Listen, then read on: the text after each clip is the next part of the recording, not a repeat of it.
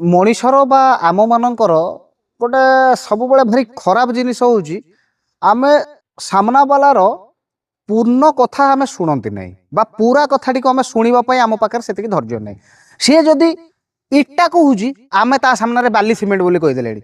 ସିଏ ଯଦି ଟିକିଏ କଥା କହୁଛି ଆମେ ତା କଥାକୁ ଅଧା ଶୁଣିକି ଆମ ଜବାବ ଆମେ ରଖିଦେଲେଣି। ଆମ ପାଖରେ ସେତିକି ପେସେନ୍ସ ରହୁନି ଯେ ସେ ଲୋକଟି କ'ଣ କହୁଛି ସେ କଥାଟାକୁ ଶୁଣିବା। ନା ସେ ବିଷୟରେ କାହାରି ପେସେନ୍ସଟା ଏତେ ଅଭାବ ହେଇଗଲାଣି ଯେ ପୁରା କଥା ଶୁଣିବା ପାଇଁ କାହା ପାଖରେ ସମୟ ନାହିଁ କିମ୍ବା କାହା ପାଖରେ ଧୈର୍ଯ୍ୟ ନାହିଁ। ତେଣୁ ପୁରା କଥାକୁ ଶୁଣିବାର ଅର୍ଥ ଆପଣ ତା ଭିତରେ ଅନେକ କିଛି କଥା ଜାଣିବାକୁ ପାଇବେ ଏବଂ ସେ ଲୋକଟି ପ୍ରକୃତରେ କ'ଣ କହିବାକୁ ଚାହୁଁଛି, ତା ମନର କଥା କ'ଣ ଅଛି, ତାର ସମ୍ପୂର୍ଣ୍ଣ କଥାଟିକୁ ଆପଣ ଜାଣିବାକୁ ଚେଷ୍ଟା କରନ୍ତୁ।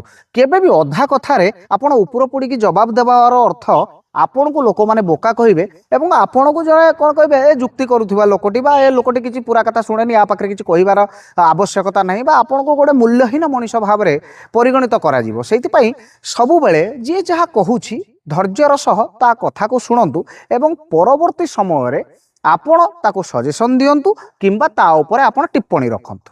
ପୁରା କଥା ନ ଶୁଣି ଅଧା କଥାରେ କେବେ ଜବାବ ଦିଅନ୍ତୁନି ଆଜ୍ଞା। ଏଇ ତ ଜୀବନର କଥା।